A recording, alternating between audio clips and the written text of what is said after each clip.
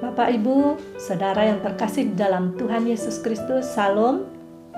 Salam sejahtera buat kita semua. Puji syukur kita boleh dipertemukan kembali pada pagi hari ini, hari Selasa tanggal 27 Juli 2021. Sebelum kita melaksanakan segala aktivitas kita akan membaca dan merenungkan firman Tuhan. Sebelumnya mari kita berdoa. Segala puji syukur dan hormat kami naikkan ke hadirat-Mu Bapa di surga, karena kasih setia Tuhan tiada berkesudahan dalam kehidupan kami. Pemeliharaan Tuhan begitu ajaib, terlebih sepanjang malam kami boleh beristirahat. Tuhan memberkati, dan pagi ini kami boleh bangun dalam keadaan sehat. Kami percaya semua itu oleh karena kasih dan anugerah-Mu Tuhan. Sebelum kami melakukan segala tugas tanggung jawab kami rindu untuk merenungkan firman-Mu. Sebelumnya kami mengundang kuasa Roh Kudus-Mu kiranya memberkati kami semuanya. Biarlah firman-Mu yang kami dengarkan boleh kami pahami, terlebih kami boleh lakukan dalam kehidupan kami sehari-hari. Segala kuasa-kuasa kejahatan yang ingin menggagalkan firman-Mu, kami patahkan di dalam nama Tuhan Yesus. Terima kasih Tuhan, kami berdoa di dalam nama Tuhan Yesus. Haleluya. Amin. Saudara-saudara, firman Tuhan pada pagi hari ini yang pertama terambil dari Yesaya 44 ayat yang ke-24.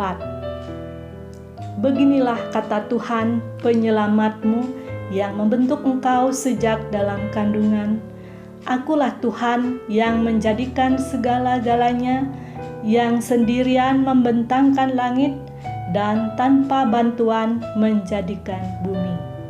Yang kedua dari 1 Korintus 8 ayat 6, bagi kita hanya ada satu Allah saja, yaitu Bapa yang daripadanya berasal segala sesuatu dan yang untuk Dia kita hidup, dan satu Tuhan saja, yaitu Yesus Kristus, yang olehnya segala sesuatu telah dijadikan dan yang karena Dia kita hidup.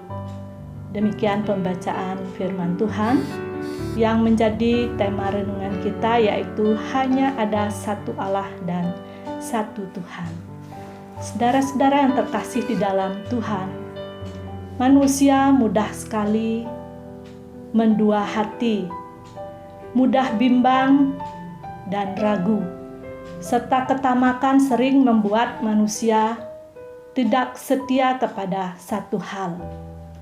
Namun di satu sisi juga suka menuntut agar diperlakukan dengan setia.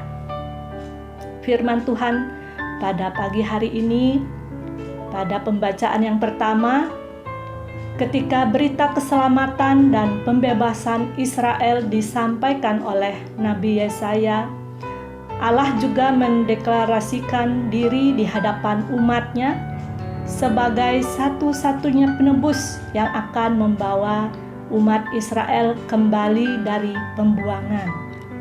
Sebab umat Allah adalah umat yang mudah sekali goyah, mudah sekali dipengaruhi, dan dengan mudah melupakan Tuhan penebusnya, lalu menyembah berhala dan ilah-ilah lain.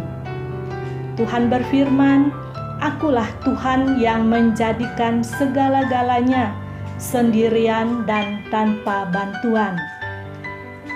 Ini adalah ungkapan yang menegaskan bahwa tidak ada lagi Allah selain Allah Israel. Ialah satu-satunya pembebas dan penyelamat. Allah tidak memberikan toleransi apapun akan adanya kemungkinan Allah lain. Sebab Dialah yang menjadikan dan menegakkan semesta dan isinya. Deklarasi ini penting untuk diresponi oleh umat yang percaya kepada Tuhan dengan mengakui dan mengandalkan hanya satu-satunya Allah, yaitu Allah Israel. Firman ini bukan hanya mengingatkan kepada bangsa Israel, tetapi juga firman ini yang harus selalu menggugah hati kita kepada Allah yang kita percaya dan kita sembah, dan bagaimana Allah itu memelihara, mengatur, mengontrol dan menguasai hati kita atau hidup kita. Allah yang berhak menuntut loyalitas semua orang yang sudah Ia tebus. Allah adalah Allah yang cemburu. Allah cemburu karena itu adalah hak Dia memiliki kita sebagai umat tebusannya. Menjadikan kita manusia yang Ia cintai dan kasihi adalah hak Dia untuk memanggil dan menuntut kita menyatakan komitmen dan totalitas hidup kita sepenuhnya kepada Dia. Tidak boleh ada yang di dalam hati kita yang kita cintai lebih daripada Allah sendiri. Allah yang selama-lamanya sudah mencintai dan mengasihi kita di dalam Yesus Kristus. Saudara-saudara, siapakah Allah itu yang harus kita nyatakan kepada orang lain di dalam dunia ini? Di dalam Perjanjian Lama kita melihat Ia adalah Allah yang mencipta dan penyelamat dan membawa bangsa Israel keluar dari perbudakan.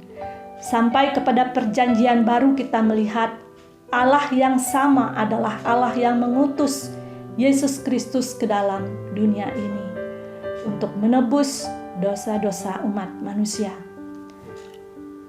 Paulus di hadapan jemaat Tuhan di Korintus juga menghadapi tantangan dan problem. Ada kompetisi ilah-ilah yang lain di dalam budaya orang Korintus. Maka Paulus mengingatkan mereka, sebab sungguh pun ada apa yang disebut Allah baik di surga maupun di bumi, dan memang benar ada banyak Allah dan ada banyak Tuhan yang demikian. Namun bagi kita hanya ada satu Allah saja, yaitu Bapa, yang daripadanya berasal segala sesuatu dan yang untuk Dia kita hidup, dan satu Tuhan saja, yaitu Yesus Kristus, yang olehnya segala sesuatu telah dijadikan dan yang karena Dia kita hidup. 1 Korintus 8 ayat 5 sampai 6. Paulus menegaskan bahwa Allah hanya satu, yaitu Dia yang dikenal di dalam Yesus Kristus dan yang menjadi sumber segala sesuatu di muka bumi ini. Demikian juga halnya dengan kita semua. Ada banyak macam ketidaksetiaan kita kepada Tuhan yang mengalihkan pandangan kita daripadanya. Mungkin kita tidak mempunyai benda-benda atau patung-patung di dalam rumah kita, tetapi apakah panggilan Tuhan untuk mengasihinya dengan segenap hati, dengan segenap jiwa, dengan segenap akal budi, dan dengan segenap kekuatan kita, itu sungguh ada di dalam hati kita kepada Tuhan? Martin Luther memberikan batasan apa itu berhala, yaitu kepada siapa hati kita bersandar lebih daripada segala-galanya, itulah berhala kita. Kita menyadari bahwa kita kerap berlaku tidak setia dengan mengikuti berhala-berhala masa kini yang tanpa kita sadari membawa kita jauh daripadanya. Berhala-berhala ini mengikat kita pada kemelekatan duniawi, sehingga Allah bukan lagi menjadi sentral hidup kita. Ia bukan lagi satu-satunya andalan kita. Saudara-saudara, melalui perenungan kita pada hari ini, marilah kita kembali mengingat dan mengikrarkan bahwa Kristuslah satu-satunya di dalam kehidupan kita. Amin. Mari kita berdoa. Terima kasih Tuhan, Tuhan sudah berfirman kepada kami, di mana firman-Mu mengajarkan kepada kami supaya dalam hidup ini tidak ada ilah-ilah lain selain Engkau, ya Tuhan, yang menjadi sandaran hidup kami. Terima kasih atas firman-Mu Tuhan. Biarlah firman-Mu boleh menjadi kekuatan, boleh menjadi berkat dalam kehidupan kami. Sepanjang hari ini kami akan melakukan segala aktivitas kami. Tuhan kiranya selalu memberkati kami dalam segala keadaan kami, dan ajarlah kami selalu bersyukur kepadamu Tuhan. Terima kasih Tuhan, kami sambut hari ini di dalam nama Bapa, Putra, dan Roh Kudus. Amin. Demikian renungan pagi ini. Selamat berkarya. Tuhan Yesus memberkati kita semua. Salam.